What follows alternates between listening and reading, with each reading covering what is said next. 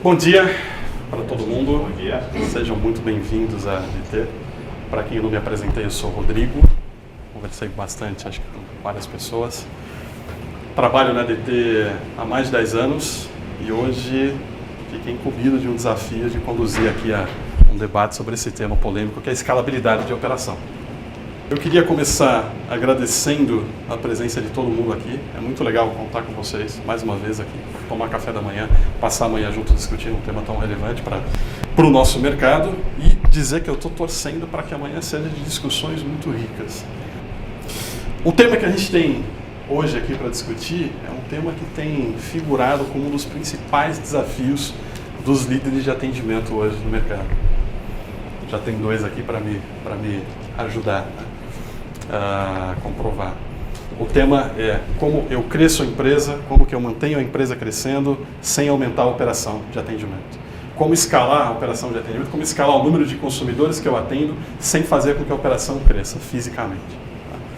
Do meu lado, eu tenho representantes de 3 empresas, agora 2, que são referência que têm feito muitos projetos legais, são referências em escala de operação. Está aqui do meu lado o Paulo, que é o responsável pela operação de atendimento da Azul Linhas Aéreas. E ali está o André, responsável pela toda a operação de atendimento da Sky também, né? Eu acho que para a gente começar, eu queria direcionar perguntas para vocês dois, para a gente abrir. Primeiro para o André. André, a Sky vem construindo um case que cada vez desperta mais curiosidade das pessoas, aonde vocês estão investindo cada vez mais em atendimento automatizado, em retenção de consumidores, e por outro lado vocês estão ganhando prêmios de qualidade de atendimento ao cliente no seu mercado em geral. Virou referência. O que é um ponto polêmico, porque no mercado tem um mito de que o consumidor brasileiro ainda não está muito receptivo a modelos de autoatendimento. E eu queria que você abrisse a discussão aqui contando um pouquinho para a gente. O consumidor brasileiro está mais receptivo hoje ao autoatendimento? A resposta para essa pergunta é sim. A gente entende que o consumidor está muito mais aberto hoje em dia para um autoatendimento, mas não uma robotização do atendimento. Há uma diferença muito forte entre esses dois itens, porque eu não posso atender o cliente de uma forma robotizada. O cliente ele quer um atendimento humanizado. O que a Sky identificou, e isso a gente conseguiu realizar o ganho na operação hoje de atendimento, é que no momento que o cliente liga, se eu conseguir dar um atendimento para ele, identificando a necessidade dele, utilizando o que a gente tem, né, de característica de cliente, CRM, mas não perder a cultura da empresa, não deixar de ter uma relação com ele próxima, ele sim concorda com isso, ele gosta, porque o cliente hoje em dia, não só em São Paulo, mas em qualquer região do país, ele tem um tempo cada vez mais escasso. Ninguém acorda dizendo, vou acordar, hoje vou ligar para 3 contact centers, hoje à tarde, hoje pela manhã. Ninguém acorda com essa intenção, eu vou interagir com 3 contact centers hoje e amanhã vou interagir com 4 contact centers. Não é um desejo do cliente fazer uma interação, ele faz porque existe uma necessidade envolvida, né? Ele quer uma interação porque ele quer um esclarecimento maior de um produto da empresa, ele quer efetivar uma compra de algum serviço, ele quer ter um pós-atendimento de algo. Quando a gente consegue atingir essa necessidade do cliente, garantindo a velocidade no atendimento, com a humanização, com a automatização humanizada, que é um nome que a gente usa bastante internamente na Sky, a gente entende sim que atende a necessidade do cliente, surpreende o cliente, e há inúmeros exemplos que a gente pode citar ao decorrer desse painel de humanização com automatização, né?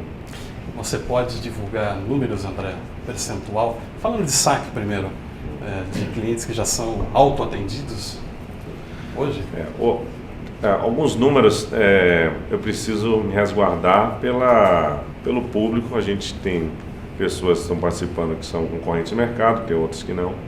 Mas hoje o que a gente entende de automatização é que o que é simples eu posso fazer de forma rápida e atender a necessidade do cliente, e o que é complexo ainda existe a necessidade de atendimento humano em qualquer canal de atendimento.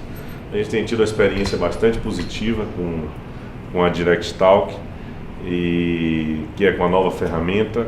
A gente identificou que automatizar, não só no atendimento por voz, com a URA, mas também no atendimento eletrônico, ele é possível, não um FAQ automatizado, mas um atendimento humanizado, um atendimento que consiga se relacionar, porque o cliente hoje ele não quer digitar uma pergunta e ver só uma resposta, ele quer interagir, ele quer co-criar aquela resposta ali naquela interação, e a gente identificou isso e tem utilizado bastante isso. Alguns números eu vou me resguardar um pouco, até pelo público, pela abrangência do público que a gente está envolvido. Fica tranquilo. Mas é sem dúvida hoje maior do que a nossa operação de atendimento humano, né? Consiste em 10 mil pessoas. Hoje o volume de interações no ambiente automatizado e humanizado ele é muito maior. Vocês podem tentar também interagir com a nossa central de atendimento, ligar para o Skype, postar na rede social. E vocês mesmos podem ter essa experiência de atendimento com a gente. A balança já inverteu, então. Você atende mais... Eu atendo mais no atendimento eletrônico do que no humano. Ok. Muito legal. Não precisa dizer. Depois dessa não precisa falar nenhum número mesmo, cara. Paulo, pergunta para você. O teu negócio, ele tem características que dificultam ainda mais a escala linear de uma operação, né?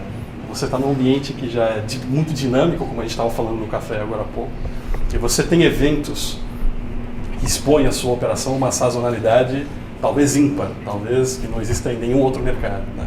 Como é que você lida com isso, cara? Como manter uma operação eficiente dentro desse cenário? Bom dia, obrigado pelo convite.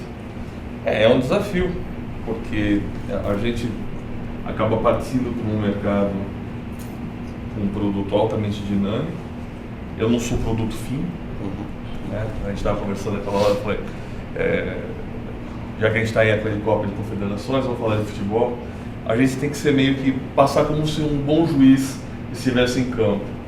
Eu tenho que passar o mais desapercebido possível na vida do cliente. Ele está saindo de um ponto, está indo para outro ponto, e eu vou ser o cara que vai conectar o cliente aqui. E eu tenho que fazer o meu trabalho da forma mais limpa. A expectativa dele é fazer um bom voo? Mas a expectativa dele é chegar lá no compromisso final, dentro do que ele previu. Então o juiz também, né, tem que fazer o jogo acontecer sem errar, sem dar gol errado, sem anular o gol. Pode anular o gol do Uruguai, ele pode anular, não tem problema. Mas ele tem que passar o mais desapercebido possível. Então a gente tem que passar também desapercebido. Dar um bom serviço e tal. Como o produto é dinâmico, vamos pegar hoje essa chuva maluca que está caindo, esse tempo. Então, e aí não é culpa da companhia aérea, mas é culpa de um contexto de força maior. Então você vive um ambiente muito conturbado do nada. De repente você tem lá um aeroporto fechado. Quantos mil clientes afetados de uma vez só? E você criar ambientes disso daí, você tem que estar muito preparado para dar um suporte para o cliente. Tanto lá no ponto final, quanto o grupo de atendimento. O cliente quer ser atendido rapidamente. E você trabalha com uns picos de atendimento muito intensos, né? Esses dias aqui que está chovendo, realmente a operação estava bem complicada. E a gente vai conseguindo, de uma forma integrada com toda a operação da empresa, você vai suportando o cliente para que ele não se sinta desamparado. E aí você entra com modelos de atendimento, sistema, processos de atendimento mais rápidos, né? É humanizado, o nosso nível de atendimento eletrônico, diferente do que o André tem lá na Sky, o nosso nível de atendimento eletrônico é mínimo, em função desse dinamismo. Quem sabe a gente consegue criar alguma coisa aí na frente. Hoje a gente tem um baixíssimo nível de atendimento eletrônico. Mas assim, é automatizado, vamos chamar. Eletrônico tem bastante coisa. Desktop, então a gente tem o chat atendendo, redes sociais e tal, mas ele ainda depende muito da intervenção humana. Mas você chega a ficar com parte da operação ociosa para lidar com esses picos de chuva, por exemplo? Choveu, a marginal está parada, é um protesto. Não. Você tem processos que eu consigo contingenciar o grupo para atender com maior eficiência a operação. E eu dou ferramentas que normalmente eles não precisam usar no dia a dia. Então eu altero alguns perfis de atendimento. Ok. Então eu dou mais liberdade para o operador, diferente do que ele tem no dia a dia. Então eu começo a dar permissões para ele realizar transações dentro do sistema que normalmente no dia a dia ele não teria. Ok. Mas aí eu entro num ambiente de contingência e falo, olha, estou vivendo um momento de contingência, então eu troco o perfil de atendimento e dou mais liberdade para ele atuar e ter mais facilidade de responder para o cliente, sem diminuindo a dependência dele com outros níveis de atendimento. Entendi. Né? Então eu acho que é uma ação que a gente consegue fazer.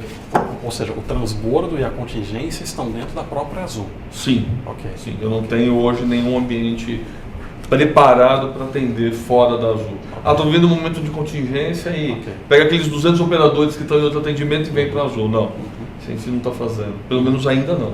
Quem sabe um dia. Ok. Espero não precisar chegar lá. Com certeza. André, você tem contingência fora do ambiente do saque para o pico? A Sky também tem, talvez em um nível menos crítico, né? O aeroporto não para, mas se cair a Sky por qualquer motivo, culpa de vocês ou não, durante o jogo da Copa das Confederações, a central de atendimento é bombardeada. Né? O que nesse caso não ocorre. Algumas outras empresas poderiam ocorrer, mas nesse caso... Vamos pegar outro exemplo então, não vai cair o Sky não, todo mundo quer comprar o Brasileirão. Hoje qualquer operação que envolva mais de 100 PAs, ela exige necessariamente uma contingência. Né? Isso a estatística ela não funciona para esse caso, porque não adianta chegar para o cliente e dar informação para ele que a central ela está indisponível naquele momento e achar que ele é 1% de todo mundo que ligou naquele dia. Tem uma frase que a gente usa bastante lá na equipe, que assim, cada cliente ele é 100% de si mesmo. Que é o seguinte, se o cliente ele tiver uma experiência negativa naquele momento, ele nunca vai achar que a empresa é muito boa, mas foi no 0,001% que deu problema de indisponibilidade. Então a contingência é uma questão de sobrevivência e de compromisso com o cliente. Se ele liga, ele precisa ser atendido. Se está chovendo, se tem uma inundação na cidade, ele precisa ser atendido. Isso é um respeito com o cliente. Agora, como se preparar para uma demanda tão flutuante como essa? Né? Existe um estudo de comportamento do cliente, que é o que é feito no mercado, de sazonalidade, série temporal, os estatísticos vivem bem isso, prazerosamente, esses estudos. Mas existe também a contingência de sites, hoje de prédios de atendimento, né? Hoje a Sky ela tem mais de uma operação de atendimento, tem operação em São Paulo, operação em Minas, Nordeste, que elas podem se contingenciar e que dificilmente você tem um ofensor que afete 3 regiões tão distantes. Né? Então, se eu tenho um problema em São Paulo, o cliente ele é contingenciado em Minas ou no Nordeste, e aí a gente consegue tirar o impacto do cliente e trazer a responsabilidade para a empresa. Okay. Tem uma prática de mercado que eu tenho ouvido dizer que está ajudando muito na eficiência da operação, como contornar, especialmente nos picos, né? Como lidar melhor com o pico, com essas demandas sazonais, que é você agir proativamente com os clientes. Então, a Azul tem um problema, vou colocar uma situação hipotética aqui.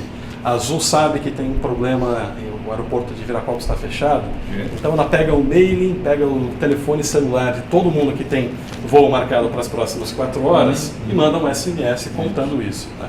Então, estou pegando aqui como exemplo. E isso acaba diminuindo o volume de pessoas que ligam para a central para tratar desse problema. Tem alguém aqui, alguém de vocês está trabalhando dessa forma? Alguém de vocês já tem essa prática dentro da empresa de agir proativamente, identificar uma situação que pode gerar demanda maior, que pode gerar esse pico de demanda e ligar para o cliente, mandar uma mensagem para o cliente ou posicionar de alguma forma? A Confidência tem. Desculpa? A Confidência tem. Esqueci o seu nome. Luciana. Luciana da? Confidência. Legal. É mercado de câmbio. Tá. Então, quando teve uma vez a greve da Brinks, então em determinadas regiões não vai chegar o carro forte, então a moeda não nada a ver corrida, tipo Amazonas. Então não chegou o dólar no Amazonas e tem um número de pessoas que reservaram a moeda para ir para lá. Então, se já está dando esse problema, eles já começam a ligar para a pessoa, ou para direcionar para uma outra loja, ou se pode pegar a moeda no outro dia, se vai viajar para um outro aeroporto, se pode pegar naquele outro aeroporto, antes do cliente fazer um registro. E o resultado que você tem disso é positivo? Não, é extremamente positivo, porque eu estou minimizando uma reclamação dele. Eu já estou pegando o problema antes de acontecer. Ok. Eu já resolvo. É uma prática interessante. E quais equipes que são envolvidas, Luciana, nesse processo? Na verdade, é a tesouraria. Ok. Primeiro a tesouraria, porque a tesouraria que consegue ver o que vai acontecer. Aí ela passa para a loja. Tem moeda sobrando? Não tem moeda sobrando. Aí vai passar para o setor de operações e andamento. Mas isso todos se comunicam. Operações e andamento, que é o setor que vai começar a ligar para os clientes. Para falar isso. Ou seja, para funcionar, tem que ter integração entre as áreas. As áreas têm que se comunicar o tempo inteiro e assim, em tempo real mais do que nunca. Né? Porque lá é tipo uma máquina de engrenagem. Um vai ligando com o outro. Se der problema aqui, vai dar efeito ali. Então legal. A gente faz isso. Legal. E para esse processo funcionar, o que a gente tem notado é que as áreas têm que conversar o tempo todo. E quando as áreas conversam o tempo todo, elas atuam não só no problema na hora que ele ocorre, elas atuam na resolução da raiz. Né? Elas começam a extrair informações de qualidade da central de atendimento e a partir daí resolver os problemas, o que lá na frente vai diminuir a demanda por aumento da central. Isso é muito legal, porque no passado recente, quando a gente falava de escala de operação, quando o saque, por exemplo, tinha uma demanda muito alta, quando ele estava no limite, a única alternativa presente era crescer o saque. Contrata um site novo, contrata mais 100 operadores, 200 operadores e vamos crescer. Hoje, a gente não tem mais mão de obra, não tem mais espaço físico sobrando. Esse passou a ser um desafio até dos terceirizadores de atendimento. Os nossos amigos contact centers também estão com dificuldade de resolver esse problema, também estão com dificuldade de escalar. Então, hoje, quando a gente fala de o saque está no limite, qual é a alternativa mais viável, talvez a única? A eficiência da operação. E a operação de atendimento eficiente é a operação de atendimento que funciona como termômetro para as outras áreas resolverem os problemas. E, por consequência, entrar no ciclo positivo. Os problemas são tratados e não geram demandas, os clientes ficam satisfeitos. Né? Como é que você percebe isso, André, dentro da Sky? Como é que a Sky funciona? Como é que as áreas de atendimento da Sky funcionam como um termômetro para as outras áreas? Área de logística, quem faz a instalação, área de marketing, de vendas, cobrança, etc. A central de atendimento é difícil não crescer no mercado de telecom, TV por assinatura, que é o mercado mais próximo da operação da Sky. Mas a eficiência operacional ela não pode ser perdida, não pode ser atropelada pelo crescimento. Né? O cliente ele quer ser bem atendido em uma empresa que tem 100 clientes e numa empresa também que tem 6 milhões de clientes. O cliente ele continua querendo ser bem atendido. O crescimento ele precisa ser feito de forma eficiente, porque senão é um crescimento desproporcional em relação a custos, satisfação. Isso tem impacto direto tanto na imagem da empresa, qualidade de atendimento e vários outros requisitos necessários. O que a gente tem aplicado na Sky a gente está no mercado de TV por assinatura que tem sido beneficiado com o crescimento aí da classe C no Brasil. A classe C tem acesso cada vez mais a novos produtos, TV por assinatura que por vezes não tinha antes, agora começa a ter. E a Sky, ela tem, como todo mercado, tem crescido. A Sky tem sido a primeira em crescimento nesse mercado, em share, vem crescendo share mês após mês. E o que a gente entende é que a melhor forma de se manter a eficiência operacional é garantindo que os processos eles são simples e que atendem a necessidade do cliente.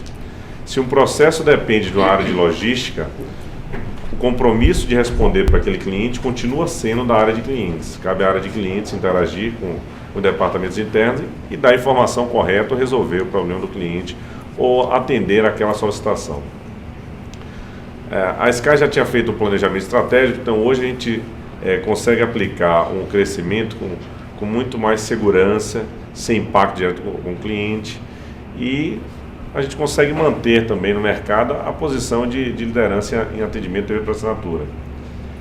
Esse ano a gente confirmou o prêmio pelo 11º ano seguido de melhor atendimento do Brasil, E pelo segundo ano seguido, a gente teve o melhor atendimento da América Latina, o que faz com que a gente, não é que a gente trabalhe para prêmios, né? Mas o prêmio, ele realmente carimba o nosso passaporte no caminho certo. Ele diz, ó, até aqui, chegou no certo, o cliente tem percebido o valor que a empresa tem tentado gerar com esse público no atendimento, com essa relação com o cliente. Então a gente entende que as áreas internas da empresa, tanto financeiro como logística, que tem uma atuação muito forte, TV por assinatura, e no caso específico da Sky, o que a gente tem que fazer é a gente não largar o problema para essas áreas, mas ser o guardião. A área de cliente precisa ser o guardião do cliente dentro da empresa. E a gente entende que, havendo a necessidade de contratar qualquer uma dessas outras áreas, é responsabilidade do atendente ali, que está como consultor daquele relacionamento com o cliente, interagir e entregar a solução para o cliente. Ok, Paulo, obrigado, André. Ainda nesse tema, que ferramentas que você usa para divulgar as informações dos clientes, as informações da central de atendimento para as áreas internas? Vocês fazem comitês, são planilhas que vocês mandam, tem discussões, como é que funciona isso na prática? Bom, hoje, em cima, complementando o que o André estava falando, a gente trabalha com essa previsibilidade, né, como você comentou ali atrás, né, de chegar no limite, está interligado com a resposta. Você tem que trabalhar muito com a previsibilidade. Então você tem que trabalhar com a antecipação do que você está fazendo. Você tem que conhecer profundamente o teu produto, como ele vai refletir dentro do cliente e que problema ele vai trazer. Então no dia a dia, se você chega no limite, é porque alguma coisa você errou ali atrás. E aí onde você errou? De não conversar com a área, com a área que gerou aquela demanda, e não trabalhar de volta para que aquilo seja sanado. Então hoje dentro da Azul a gente tem um processo muito intenso com todas as áreas que cercam o cliente, seja o marketing, comercial, o pessoal de aeroportos, o pessoal da internet. Hoje a Azul tem uma atuação muito intensa via web. Então tudo que vai ser feito antes é colocado para o grupo que pode receber esse impacto, para que ele coloque e fale, olha, se você não fizer ou não colocar tal informação ou não der tal funcionalidade dessa ferramenta, o cliente ou não vai entender ou ele vai sentir falta e ele vai me ligar. Okay. Então essa troca é muito intensa com as áreas e é constante. As áreas vêm muito dentro do call center para analisar como as coisas estão andando. Chegou uma época que a gente fazia petit comitês. Hoje praticamente a gente substituiu o petit comitê pelo on the job, né? Trazendo o pessoal do dia a dia e traz o grupo e conversa e reflete, dá um refresh, os pontos de melhoria. Tem as ferramentas onde você se cerca para registrar. Você tem que ter fatos e dados na mão, isso é fato, né? Não pode ser simplesmente por achismo, né? Eu acho que está bom, eu acho que está ruim. Não, você tem que gerar o dado para você também saber aonde você vai investir o seu tempo. Então hoje a Azul tem essa característica de interagir internamente e com muita intensidade. Ok, já foi incorporado no processo. Como? Incorporado em todas as áreas. Está incorporado, com certeza, com certeza. O dia a dia é muito intenso com todas as áreas. Quando a gente para de ligar para as outras áreas, eles acham estranho. Para de chamar, você já fala, tá tudo bem? Aí fala, não, tá, por quê? Não, mas sabe que você não liga aqui para mexer alguma coisa? Não, calma, tá tudo bem. Se der alguma coisa errada, pode ficar tranquilo que você vai ouvir falar de mim. Ok. Muito legal. Algumas pessoas fizeram perguntas aqui antes do evento começar, durante o café. Carol, vamos colocar a primeira? O Fabiano, das Casas Bahia. Fabiano. Como otimizar o processo de adesão dos novos consumidores? Qual ponto específico você está pegando, Fabiano? Eu estou pegando aí o ponto de que hoje, cada vez mais, a gente tem... A demanda é sempre maior de consumidores aptos pelos produtos, pelos serviços. E assim, a minha pergunta é no sentido realmente... como é que você vai otimizar o atendimento, a fidelização desse cliente com o nosso tipo de serviço, com o nosso escopo? Uma forma aí para otimizar os novos clientes que chegam no mercado todo dia. Eu acho que parte dessa pergunta, o André e o Paulo colocaram, né, os canais, isso, o modelo de gestão, etc. Mas eu queria complementar aqui, pegando um gancho no seu ponto, que é interessante. Esses canais alternativos, eles funcionam para venda também? Vocês vendem através de canais eletrônicos? Com certeza. Ele acaba sendo um grande propulsor das suas novidades. Né? Você despertar a curiosidade do teu cliente. Você valoriza, inclusive, aquele cliente que está mais próximo de você, e você até dá uma condição para ele melhor no dia a dia, de ele ser o primeiro a comprar, de ser o ter o primeiro contato, de ser o primeiro a criticar o que você fez. Ele, em algum momento, inclusive, critica a tua ideia. Então, você jogou uma promoção no mercado. Então, esse cliente do canal alternativo, na rede social, por exemplo, que hoje é um grande propulsor, você consegue dar a esse cliente mais fiel, que está mais perto de você, essa possibilidade dele saber, primeiro, ter um contato mais próximo. Então, você sabe se deu certo, se ele está comprando, se ele não está gostando daquela ideia que você teve. A ideia vai e volta muito rápido. Hoje, a rede social, você espirrou aqui, o cara do outro lado do mundo está falando de saúde. Então, é muito intensa essa troca. Então, os canais alternativos são muito intensos, funcionam muito bem, não é o único canal que você usa. A mídia tradicional, você tem que usar com intensidade, com inteligência. As Casas Bahia hoje é o maior anunciador do Brasil, né? Ele está presente em todos os canais, onde você olha, você tem alguma coisa das Casas Bahia. Não é o nosso caso ainda, mas para você fazer a adesão do novo cliente, você tem que mostrar para ele que você está lá. De alguma forma você tem que aparecer, senão você some. Esse não tem fato. Vocês fazem isso com maestria, com excelência. Né? Na verdade, a gente que vai fazer pergunta para vocês aqui sobre toda essa estrutura que vocês têm hoje de mercado. Mas hoje você tem que fazer esse trabalho, sim, com certeza. Eu faria só um complemento. Eu nem chamo mais de canais alternativos. Eu acho que é um canal de atendimento. Tem clientes que escolhem aquele canal. Um exemplo de um atendimento eletrônico que é muito forte nas empresas que tem uma sazonalidade específica em determinados horários. Imagina um domingo, 15 minutos antes, 5 minutos antes de começar o jogo, o Brasil liga, né, querendo comprar o jogo. Então, como garantir a melhor experiência de atendimento, o cliente ligando 2 dias antes para comprar aquele jogo, no caso de TV para assinatura, ou 5 minutos antes de começar o jogo? O cliente está demandando um serviço. E aí o canal eletrônico, ele não quer seja por chat, e-mail, atendimento chat, e-mail, voz ou eletrônico, eles são indispensáveis de qualquer jeito. Não existe alternativa, mano. Um não é alternativa mais do outro. Eles têm que trabalhar junto, porque o cliente ele tem que ser atendido no canal que ele escolheu.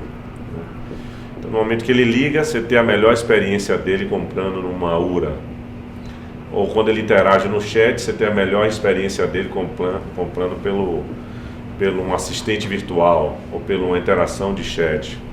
Então eu classificaria assim, os novos consumidores demandam muito, principalmente novos consumidores que não tinham uma experiência de TV por assinatura e passam a ter. Então ele traz nessa nova experiência algumas perguntas a mais, ele tem uma certa curiosidade maior com o controle remoto, que o controle remoto é uma experiência nova para ele e a gente precisa atender.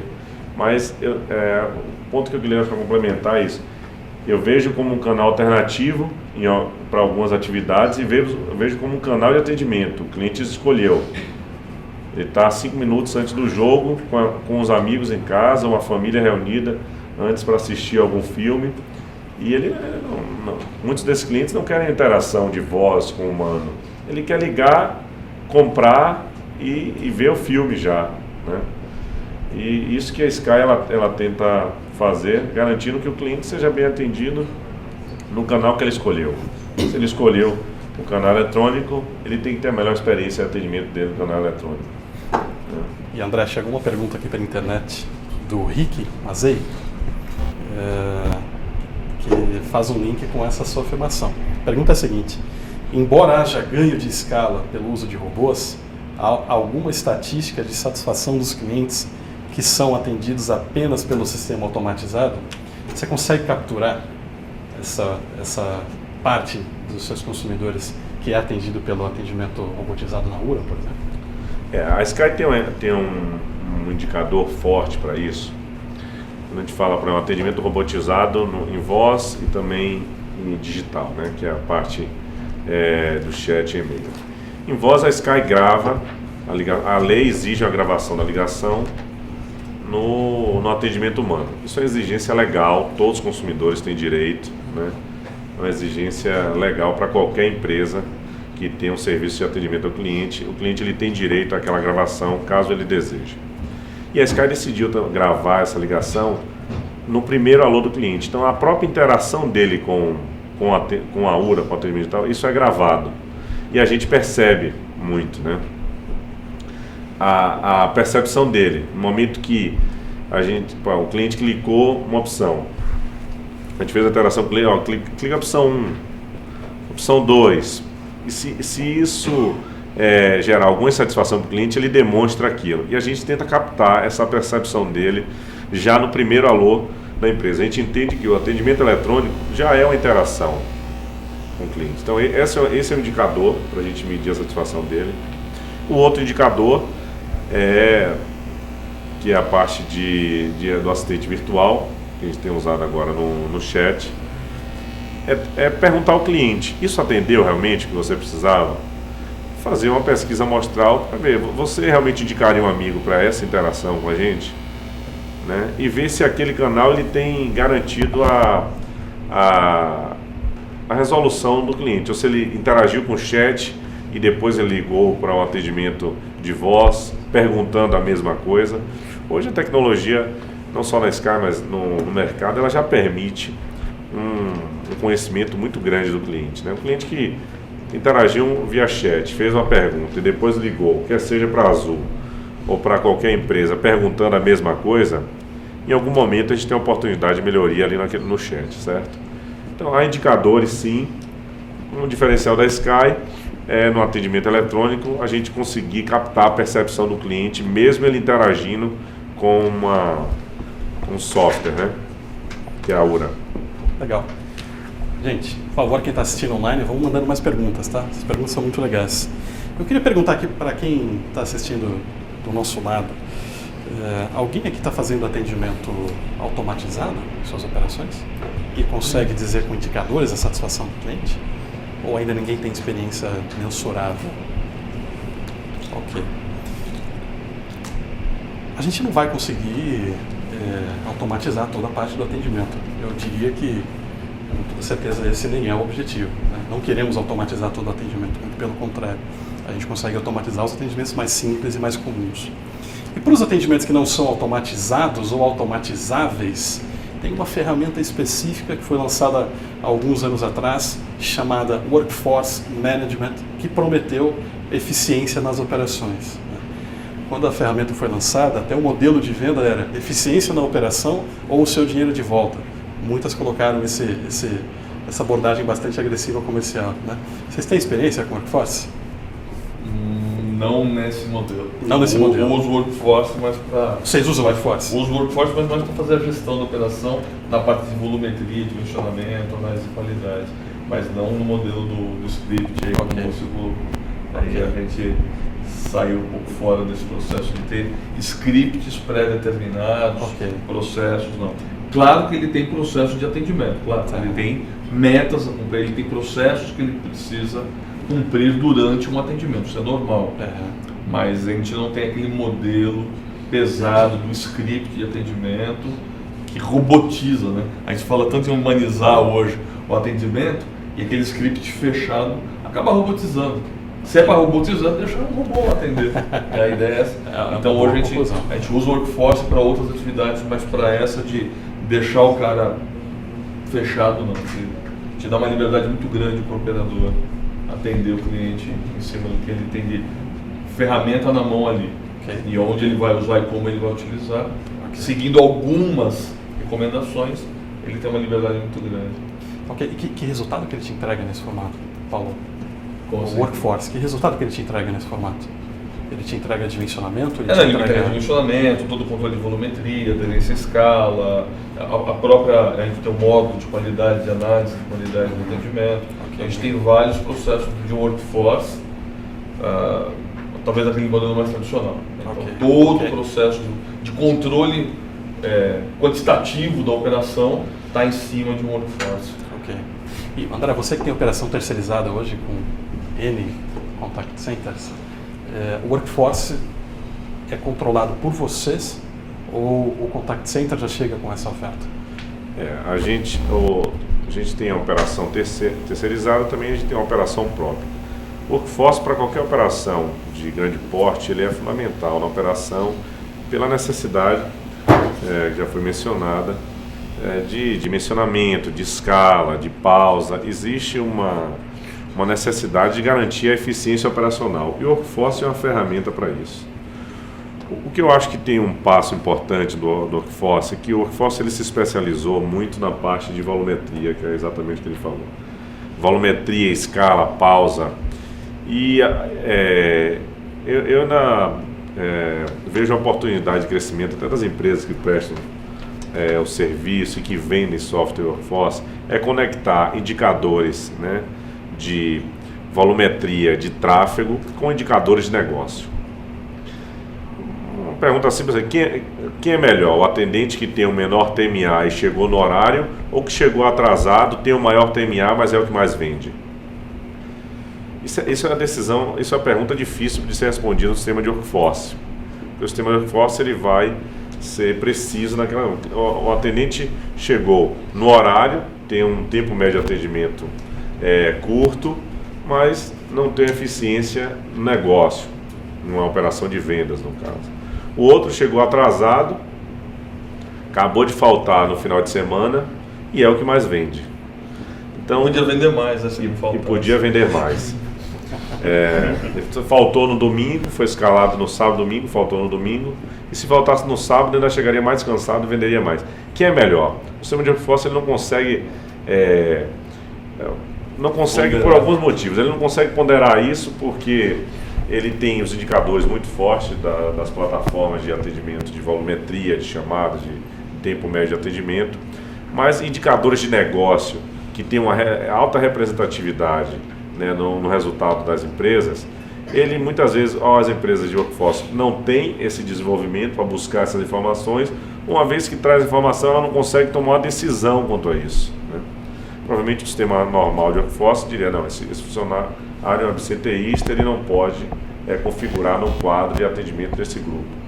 Na realidade, para a empresa, ele continua vendendo. Então, seria melhor tratar onde aquele funcionário é deficiente ou, por vezes, até flexibilizar para garantir a permanência dele na empresa, já que o resultado que aquele colaborador agrega, ele não está vinculado a estritamente metas de tráfego, e sim tem que ver o todo. Então, o que eu acho que é importante, eu acho que o sistema de workforce é relevante, ele é fundamental, porque não dá para você gerenciar uma operação em Excel, uma operação de grande porte. Precisa de uma plataforma, quer seja uma plataforma comprada de workforce ou uma plataforma desenvolvida até pela própria empresa.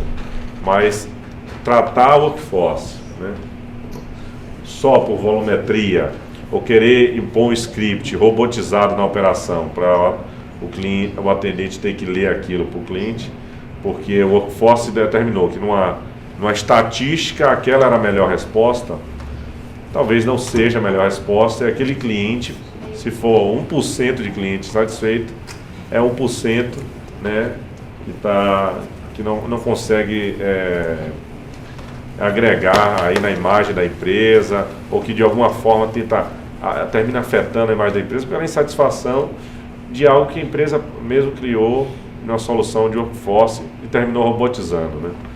Foi ganhando eficiência e massificou um atendimento que não pode ser massificado. Alexandro, concorda com a gente? Plenamente. Eu tinha certeza. Ale, Nada a acrescentar. Seja muito bem-vindo aqui. Obrigado, à discussão. Vini. E eu vou incluir você aqui já no processo. Eu queria que você começasse contando, para aquecer um pouquinho, né? Uma pergunta fácil. Quais são os indicadores que você usa que mais que mais retratam a eficiência da operação da Globo.com. Ok. Bom, bom dia a todos. André, Bom dia. Paulo, tudo bem? Primeiramente dizer que o trânsito de São Paulo não é nada escalável, né? Eu brinquei ali na portaria que eu queria fazer uma passeata aí para reclamar desse trânsito, está muito complicado.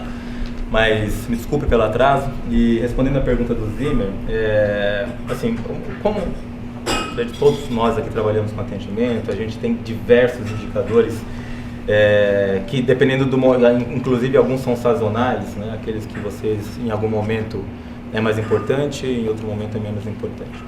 Mas hoje os indicadores que a gente tem olhado sob uma ótica muito importante é o FCR, né? Que seria o Vertical Resolution. A gente tem por objetivo resolver mais, né? Resolver uma parte importante dos contatos dos clientes no primeiro contato, né? Então esse talvez seja hoje o nosso maior desafio, né? Porque nem tudo está na mão do operador, né? A gente tem muitas atividades que dependem, né? A grande maioria dependem do processo e a gente não consegue ter autonomia na ponta para resolver todos os casos. Mas aquilo, excetuando-se esses casos, a gente tem que trabalhar o desenvolvimento do operador, tem que trabalhar, desburocratizar o atendimento para que a gente possa resolver no menor tempo possível. Então o FCR hoje, Zimmer, respondendo a sua pergunta de modo objetivo, é o meu principal indicador. Ok. Esse é um debate que a gente pode criar aqui, né? Que tem indicadores que retratam a eficiência da operação. Alguém consegue contar um pouquinho como trabalha? O pessoal está meio tímido hoje, né? Nicolau, você quer falar um pouquinho? Vamos lá, bom dia, gente. Bom dia a todos. Nicolau do Magazine Luiza. Isso trabalho no Magazine Luiza. Prazer estar aqui com todo mundo aí, na turma de feras aqui. O sistema de indicadores é super polêmico, né? Por isso que eu estava quietinho aqui. Né? Eu concordo com André Alexandre da Globo, no sentido de que o FCR é um que a gente persegue, né? Então eu estou no varejo e no varejo de e-commerce e o quanto isso é extremamente relevante. E a nossa maior discussão interna ainda é assim, o conceito do FCR, assim, né? Também do quanto é difícil ter esse indicador efetivamente apurado, porque ele ainda é bastante polêmico, né? Porque eu, pelo menos, não tenho nenhuma plataforma onde eu consigo trazer ele tão puramente, né? Até pela dificuldade, acho que, de cada negócio ter uma forma de atuar, mas hoje ele é também um dos nossos principais indicadores e aí o ponto que eu coloco estive indo em alguns eventos e fazendo benchmark com várias empresas e não existe uma fórmula mágica para esse cara, né? Então hoje o que eu entendo é que a gente persegue, mas ao mesmo tempo eu olho para ele assim, porque ele não está ainda do jeito que eu gostaria que tivesse, com todas as N variáveis para a gente chegar, né? E um outro indicador para nós extremamente forte são alguns indicadores de qualidade que a gente tem, de como a gente também avalia a nossa turma lá internamente, né? Então, eu tenho uma operação própria no interior de São Paulo, e aí a gente tem alguns pontos muito particulares nossos de olhar a qualidade dessa turma, e é sem dúvida um outro rol de indicadores que a gente olha com um carinho muito, muito grande. Ok. Tá? Você pode contar pra gente que indicadores que a Luiza Helena mais gosta de olhar? Em relação ao cliente? Posso colocar. Até para contextualizar, a gente, então, assim, a área de operação de atendimento do Magazine reporta diretamente para a nossa presidente, que é a Luiza, né? Então, reporta diretamente para ela. E ela tem alguns indicadores que ela entende que são minha missão, enfim, né? Eu não posso pecar com a própria eficiência do call center, tem indicadores que são mais do mesmo, né? Se a gente fosse colocar. Os que eu coloco para ela diariamente, então no meu business também, é um business que eu preciso estar online, né? Então a gente tem algumas questões que são diárias, como o Paulo colocou, existe uma questão de cultura da empresa onde eu não tenho efetivamente um mecanismo, é um the job, né? Assim, tem muita coisa que você troca com a presidente, com as áreas, conforme vai acontecendo no nosso negócio. E com certeza o que eu mais troco com a Luiza são os ofensores para os nossos clientes, efetivamente. Então, a gente passou nos últimos anos investindo muito de forma que o call center conseguisse dar uma estatística muito apurada, o que não é fácil, né? De forma que os operadores estejam efetivamente classificando corretamente as demandas, né? Não é a missão deles e dos gestores conseguir ter isso apurado. E hoje o que a gente leva muito na ponta dos dedos é o que ela está vendo, é o que está mais impactando, e também esse ponto de que 100% é 1, né? Então, quando tiver 1 naquele ponto, cara, assim, ela vai atuar. Então ontem mesmo eu estava com ela, a gente estava discutindo algumas coisas de loja física, né, de e-commerce, e ela ligou para os gerentes das lojas. Ela falou, pô, então liga nessa, e eu mesmo vou entrar. Aí vamos conversar com esses gerentes e vamos já entrar e vamos resolver isso na raiz, né? E aí meu celular tocou várias vezes depois, né? Eram os caras perguntando, pô, o que é? Certo? Então, o que ela efetivamente está olhando, a gente tem alguns que são impactantes para o varejo, onde isso ela está olhando diariamente, né? Assim, se eu não alimento, ela com certeza me procura. E sempre que a gente tem alguma coisa pontual, é o que ela está olhando. Então, quando a gente olha muita operação, ela vai ver algum desvio, etc. Mas, assim, 95% do tempo a gente está olhando aí o consumidor, efetivamente. Tá? Excelente, excelente. Alexandro, para esquentar mais um pouquinho, os comitês da Globo.com, aqueles que acontecem lá no Rio de Janeiro, onde a gente tira um pouquinho a central de atendimento, mas fala da experiência do cliente como um todo. Quais são os principais indicadores que vocês descobrem que tratam a eficiência do negócio? Claro, a área de atendimento é o espelho dessa eficiência, né? Mas os que tratam a eficiência do negócio como um todo. A nossa área de produtos, marketing, diretoria, fica toda ela no Rio de Janeiro, né? E o atendimento fica alocado aqui em São Paulo. Eu respondo diretamente para a diretoria comercial da Globo, que acaba olhando, divide o seu dia a dia com diversas outras atividades, uma delas é o atendimento da Globo.com. E como o diretor gosta de olhar sempre, né, aquela linha que vai chamar mais atenção, ou que ele tem como o termômetro do negócio, a gente tem 2 indicadores hoje que são muito importantes, que a gente faz uma pesquisa de URA, né? Então o cliente, ao final de todo o término de atendimento, ao final do atendimento, ele pode ou não responder uma pesquisa de satisfação, uma pesquisa rápida, que são com 2 perguntas para avaliação do processo e avaliação do atendente, né? Okay. Então esse é um indicador que a gente olha, inclusive é um indicador contratual que a gente tem com a nossa prestadora de serviços, que o nosso atendimento é terceirizado, que é um indicador comercial para ascensão e bonificação também, porque é a voz do cliente, né, sem nenhum filtro, o quanto ele está satisfeito ou não com a Globo.com. Então esse é um indicador que é olhado diariamente, tanto aqui em São Paulo quanto pela diretoria no Rio de Janeiro. Essa pesquisa passa também pelo chat. Então nós somos usuários do chat da DirectTalk, temos a pesquisa também, e essa pesquisa também é olhada com a mesma criticidade, né? O canal telefônico e o canal chat. E além disso, a gente tem um indicador que também hoje está muito, uma temperatura muito elevada, que é o Reclame Aqui. Eu não sei o quanto quem está aqui trata Reclame Aqui, a gente sabe que a gente tenta... Esse é um ponto polêmico, sim. Então a gente faz todo um trabalho para fazer o melhor atendimento no call center, mas a gente sabe que tem aqueles clientes que nem ligam para a gente e vão diretamente para o canal do Reclame Aqui, né? Então isso daí também daria um outro workshop desse aqui, um outro dia de trabalho, certamente. Com certeza. Mas é também um indicador importante, porque a gente tem ali um SLA para tratar essas demandas e que também é olhado porque esse indicador, essa insatisfação para virar um problema jurídico ou de uma ordem superior é muito rápido, né? Então são 3 os indicadores que a gente olha diariamente de uma forma bastante importante, né? O indicador de pesquisa na URA, o do chat e os indicadores do Reclame Aqui. Ok. Agora, você tocou num ponto também, além do Reclame Aqui, um ponto muito polêmico, que é o papel do terceirizador nesse processo, né? Claro. Eu diria que tem um ponto específico, que é a forma como o terceirizador é contratado, né? Ontem saiu uma matéria na callcenter.inf de um contact center muito grande que dizia que 80% das operações deles já estavam no modelo de success fee, onde ele só era remunerado quando o cliente saía satisfeito, né? Ele colocou pequenininho no final da matéria, dizendo que esses 80% das operações ativas. E aí tudo bem, a operação ativa é natural, claro, de venda, cobrança, é natural que o contact center seja remunerado pelo risco. Mas eu queria saber de vocês, como é que vocês estão contratando os contact centers para as operações receptivas, para o saque, né? Porque é um contrassenso antigo isso. Nós estamos falando aqui o tempo todo, a manhã toda, falando de eficiência da operação. A operação tem que ser eficiente, tem que atender mais consumidores com menor volume de gente trabalhando, mais consumidores sem crescer fisicamente, né? E o contact center, historicamente, sempre foi remunerado por volume, por condição de atendimento, por tráfego, né?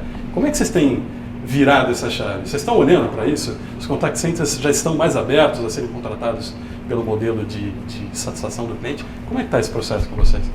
Hoje na Azul a gente fez uma operação blended, que é uma operação que a gente terceirizou só a parte de infraestrutura e toda a parte de recurso humano e inteligência de negócio aí ela é própria.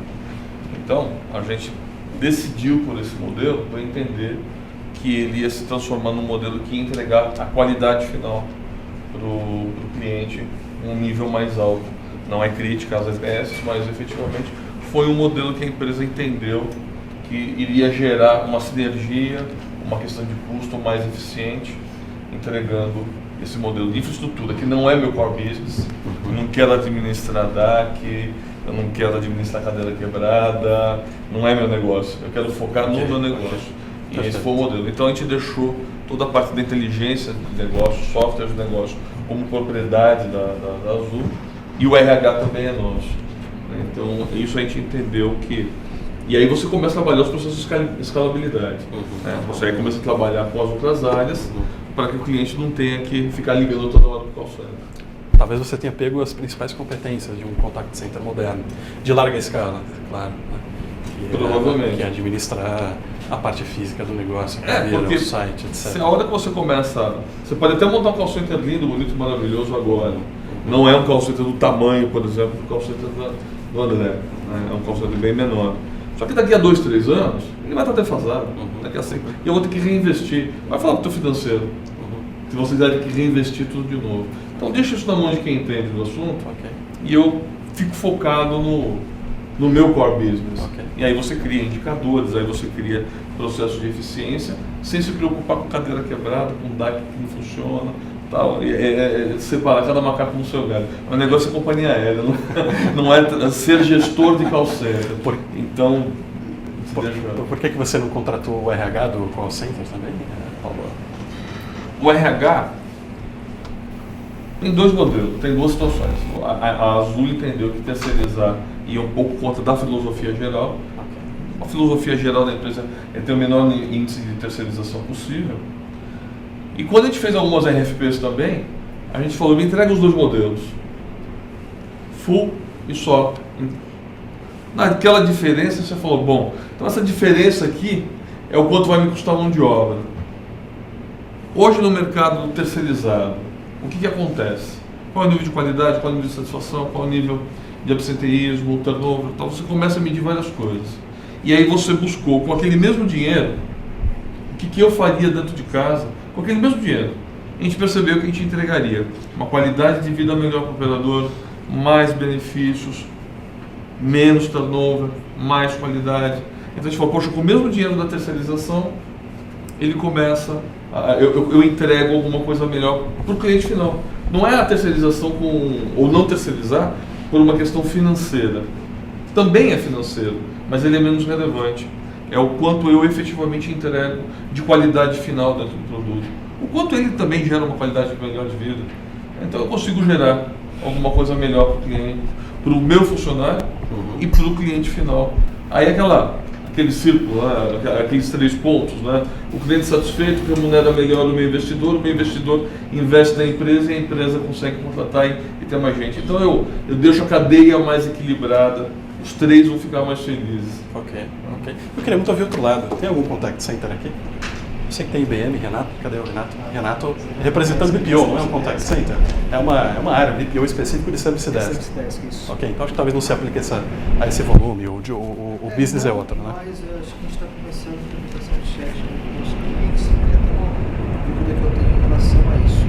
Se a partir do momento que você coloca mais um canal de atendimento, se você consegue transferir um atendimento telefônico para um atendimento de chat, se isso é automático ou você precisa fechar um canal para o usuário partir para o chat? Uma dúvida que eu tenho, principalmente com o André comentou que o time lá hoje em dia o seu atendimento eletrônico é maior que o atendimento telefônico. O eletrônico é maior que o atendimento telefônico. Você fecha algum canal para o usuário começar a utilizar mais o atendimento eletrônico, o chat, ou não? Isso foi automático, ele escolhe o canal que ele quiser. Eu vou até esclarecer um pouco do conceito de atendimento eletrônico. O eletrônico eu faço referência à URA e também a parte de chat, e-mail e redes sociais. Então, esse é um todo de atendimento eletrônico. Quando a gente fala em atendimento eletrônico especificamente de chat e e-mail, hoje a Sky deve ser uma das maiores operações de atendimento de chat e e-mail do Brasil. É primeiro lugar no ranking publicado hoje ainda na internet, em interação em redes sociais. A gente vem mantendo aí o primeiro lugar ao longo desse ano, que é um posicionamento estratégico da empresa. O chat, a gente percebe o aumento do chat, mas não porque a gente obrigou o cliente e disse, olha, você não me dá uma margem para eu te atender no atendimento humano e eu só vou atender o chat. Não é assim. O chat, a gente percebe que ele cresce no momento que o cliente ele nota que naquele canal ele tem a necessidade dele atendida. Existe algumas formas de você criar um incentivo para ele ir para o chat.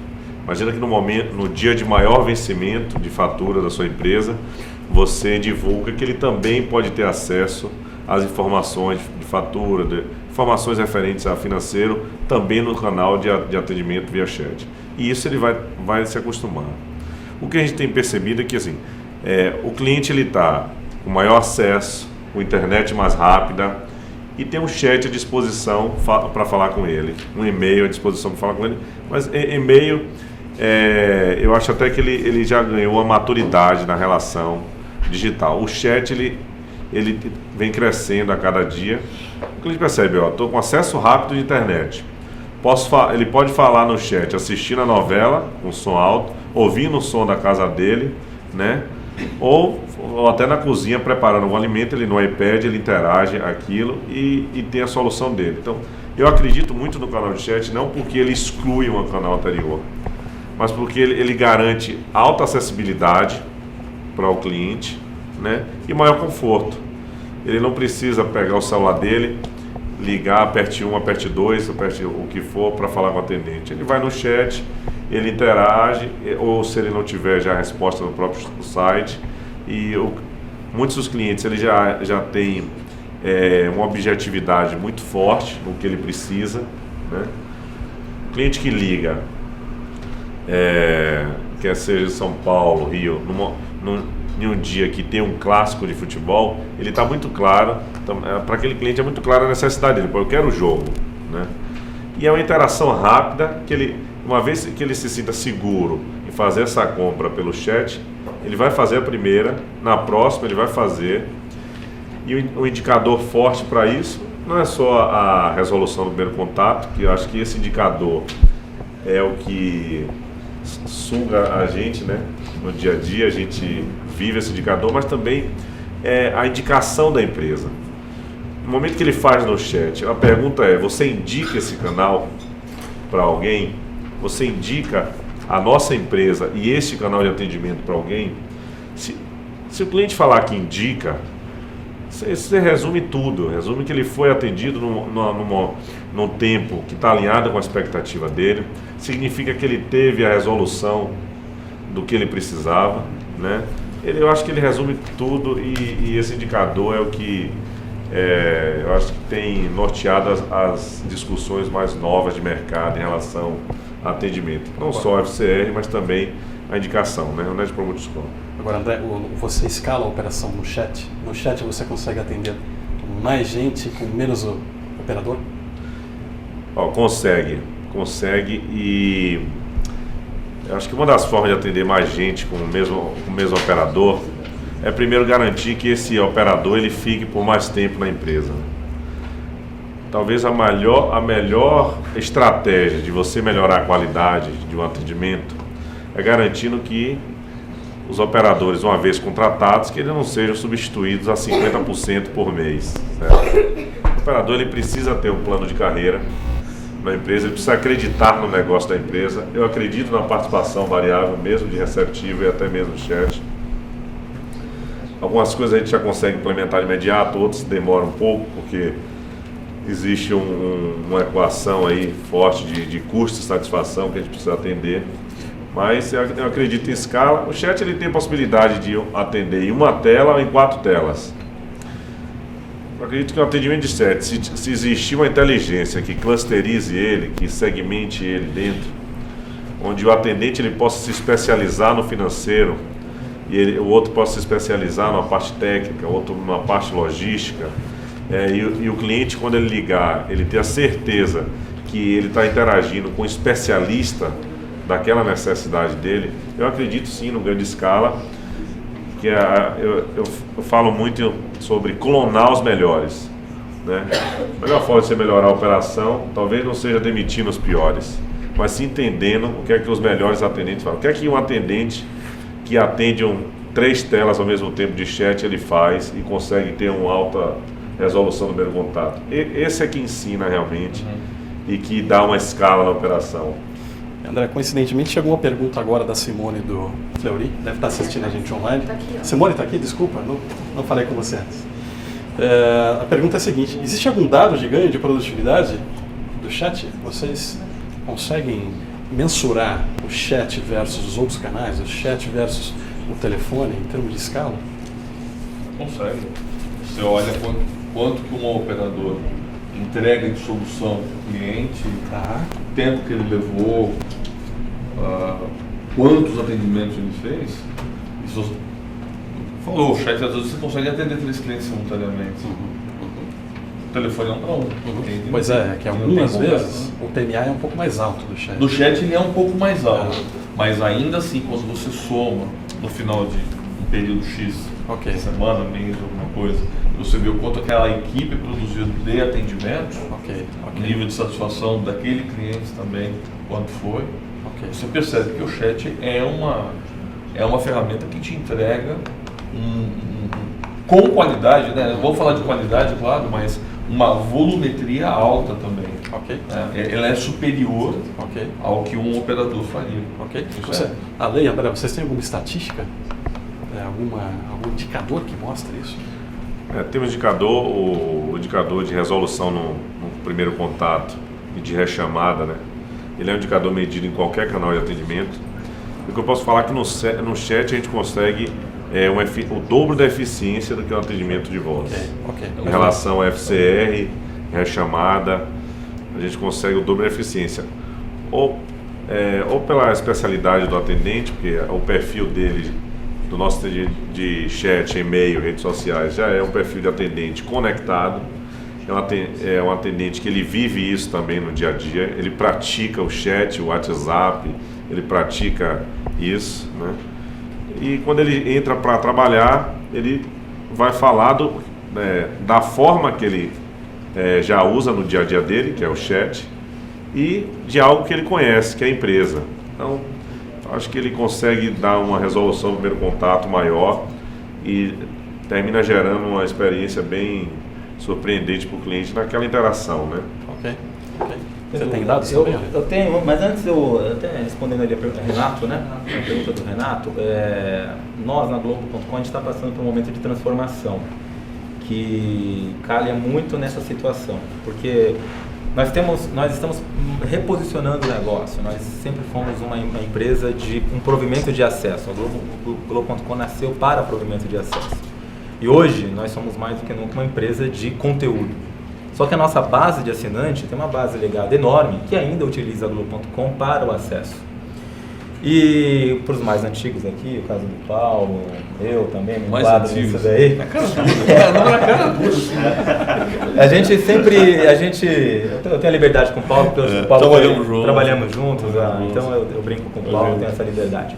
Então a gente, desde a época em que o cliente fazia o acesso via modem, né? Então o cara estava off, tentava um acesso, não conseguia. A primeira coisa que ele fazia era passar a mão no telefone e ligar para o call center do provedor. Estou aqui tentando o acesso, tentando me conectar e não estou conseguindo. Né? Isso, com o passar do tempo, foi mudando. Hoje a gente tem a banda larga em alta escala, né? A gente tem as operadoras de TV, a gente tem o 3G. Então o cliente está online. Ele não tem mais a necessidade de, excetuando-se as situações que está off, de falar pelo telefone com o call center. Mas isso se transformou numa cultura, né? A gente percebe isso na nossa base.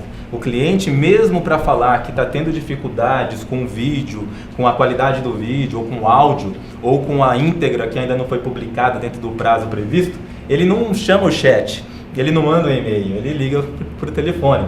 Então, Renato, aí é um trabalho de aculturamento. A gente tem que usar os nossos canais alternativos para fazer uma comunicação em massa com esse cliente. As redes sociais, o Ajuda, para quem tem um site de ajuda na web, né? A própria URA e o próprio operador, no momento da interação com o cliente, dizendo para ele, olha, o senhor fique à vontade de entrar em contato, mas esse tipo de demanda o senhor pode resolver da seguinte forma, sem necessidade de falar com o canal telefônico.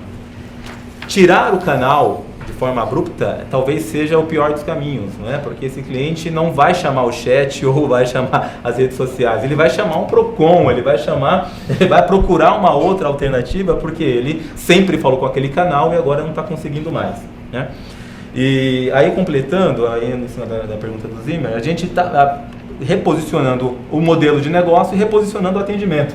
Que aí passa por uma automatização, que a gente tem um tripé, que já deve ter sido falado aqui, que a gente tem as pessoas, os processos e a tecnologia. Então, nas pessoas, a gente tem que trabalhar sempre o melhor treinamento, a gente tem que trabalhar o perfil, como falou o André, pessoas conectadas, pessoas que tenham facilidade de interagir dentro de cada um dos canais, do modelo que foi proposto. A gente tem os processos, que a gente precisa simplificar os nossos processos. Eu falo isso por experiência própria. A Globo.com sempre teve processos muito burocráticos, rígidos, que isso só aumenta a demanda, só represa a resposta para o cliente. E por fim, a tecnologia. Então hoje a gente está passando por automatização da URA, a gente está fazendo, já temos um número de 25% de retenção na URA hoje, com alterações cadastrais, alteração de senha, com a quitação de débitos, né? Que passa também pelo nosso Ajuda, a reformulação do canal web, onde o cliente tem as facs, se aquelas facs atendem ou não a demanda dele, que tem que estar alinhada com o discurso do call center. E por fim o chat, que não é só trabalhar a escala de operadores ou a quantidade de telas que ele atende, né? Se ele vai trabalhar com 1, 2, 3, que isso também o TMA é fato, ele é mais alto, né? É mais alto porque o operador em algum momento vai se justificar porque está atendendo mais de um cliente, ou porque ele vai usar ali os gaps para outras atividades que a gente tem que ali trabalhar pontualmente. Só que a gente tem um volume muito grande que vai virar migrado do telefone e dos canais web para o atendimento de chat. Para isso, a gente tem que procurar alternativas, né? A automatização do atendimento, um robô de atendimento para trazer as perguntas mais frequentes, respostas mais rápidas para esse assinante. Então, passa por esses 3 caminhos. E hoje, eu faço atendimento no nosso call center com 2 telas e 3 telas em momentos de fila. E aí vem a questão de qualidade. A gente tem uma dúvida, poxa, o operador atendendo com 2 ou com 3, com 2 ele tem uma qualidade melhor que a 3? Com 3, a gente fez testes recentemente e a qualidade é a mesma, não é? Isso tudo depende do foco, do quanto de energia que ele está colocando. E obviamente, se a conta que eu tenho o meu TMA médio no atendimento telefônico está em TMA, né, já em médio, em 7 minutos. No chat ele beira 12.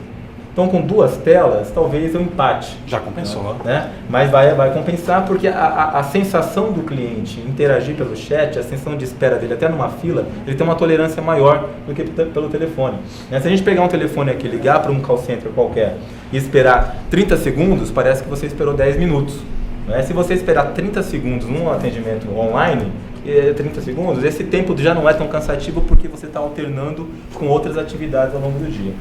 Então, trazer ganho de escala com a automatização do atendimento no chat e trabalhar o operador e o processo para que ele consiga atender o que realmente ele tem que atender com 2 ou 3 telas, esse é o melhor dos cenários. Né? Então, é o que a Globo.com está buscando. Legal, né? Muito interessante. O Nicolau tem uma pergunta e depois eu tenho 2 perguntinhas ainda de fora. Tem mais uma aí, Luciano? É isso? São 3 perguntas e a gente tem 4 perguntas, a gente ainda encerra. Eu queria só até complementar uma questão do chat, que é o seguinte, né? Acho que a gente tem uma questão que varia também, essa questão do share do chat conforme o business, né? No meu e-commerce, por exemplo, existe uma busca natural, né, Renato? Então, de tudo que eu recebo de contato de e-commerce, 30% vem naturalmente para o chat. 30%? 30%. Né? Então, de tudo que eu recebo. Então, acho que conforme o business varia... Oi?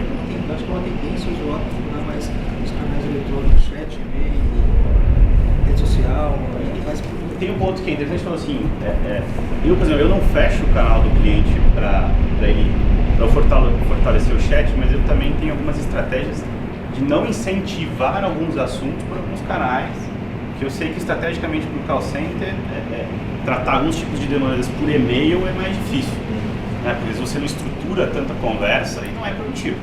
Então o que a gente faz é, eu não vou fechar o e-mail, mas também não vou incentivar tal tema deste canal. Porque eu sei que pelo chat, igual o André colocou, pode ser o dobro, é fantástico, eu vou perseguir isso no meu, não chega a ser isso, mas já tem um benchmark aqui. Então você acaba sendo um incentivo, uma forma. Ok, legal, obrigado, Nicolau. Carol, coloca mais uma, a Luciana da Confidência. Luciana fez a seguinte pergunta: tratar a fundo o problema do consumidor pode ajudar a evitar chamados de outros clientes? A gente já ouviu aqui a visão do Paulo e a visão do André sobre como os processos estão integrados, né? Ale, então vou direcionar para você, só para você colocar as considerações rapidinho. Claro. Você consegue alimentar a empresa, você consegue alimentar a estrutura da Globo.com com informações dos problemas que vêm dos clientes para que futuramente essas demandas não cheguem? Aí, para você alimentar a empresa como um todo com essas informações, assim, lógico que a comunicação, se a gente depender só do telefone, ou depender dos comunicadores instantâneos, ou do e-mail, a informação ela não circula da melhor maneira possível. Então, já há algum tempo, a gente tem os canais integrados dentro da Globo.com. Então, o que o meu operador atende e registra no canal telefônico, o meu operador de chat e de e-mail tem total visibilidade do que circulou dentro dessa plataforma. E todos esses canais estão integrados ao meu workflow. Então, e esse workflow, ele passa por todas as minhas áreas que são relacionadas a determinados assuntos. Então, todo o atendimento relacionado ao relacionamento, ao jurídico, vai passar pela operação e ir até o meu jurídico no Rio de Janeiro. Tá? Os assuntos de tecnologia também passam pelo call center, vai para o meu data center, vai para a minha área de TI. Então, eu tenho o tempo todo todas as áreas envolvidas no processo. Tá? Inclusive, e o mais importante aqui é você ter SLAs em todas as pontas, porque não adianta você entregar o problema, mas você não ter o comprometimento daquela área ou daquela pessoa e realmente tratar e te devolver. Porque o call center sofre muito com isso, e eu sofri muito com isso, da gente querer tratar a demanda do cliente, né? Aquela autonomia ou aquela condição técnica não está na mão do call center para resolver, direcionar para uma área, e isso demora uma eternidade para voltar. Então, a partir do momento que a gente, além de comprometer essas pessoas com SLAs, a gente passa a ter uma entrega mais efetiva e mais rápida, o que evita o recontato daquele cliente, né? E a melhoria do processo. Então, hoje, graças a toda essa integração, a gente acredita que a uniformidade da informação faz com que a gente tenha maior satisfação e um menor recontato dos clientes. Legal. Você respondeu 2 perguntas. O Felipe da BISPRO me enviou uma pergunta agora há pouco também sobre esse tema. Só que ele fez uma perguntinha a mais. Você tem alguma ferramenta de BI para isso, Ale? Não tem. Não tem. Ok. Então, o que eu tenho é um MAS lá. Tá bom. Turbinado para fazer esse trabalho. Você faz o BI, a gente acaba mais fazendo um conceito do que na ferramenta. E chegou também uma perguntinha da Alessandra, muito legal, que o Paulo acabou respondendo, que é sobre a qualidade do atendimento terceirizado, né? Quando é terceirizado. E o Paulo e o André já colocaram um pouco da visão.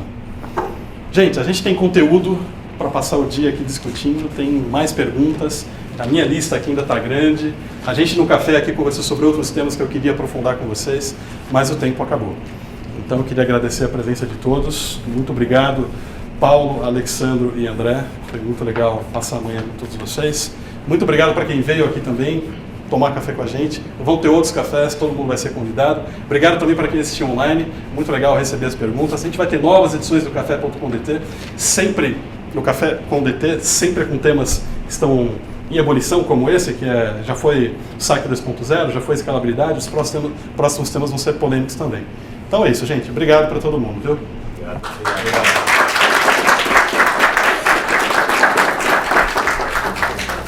Uma pequena lembrança.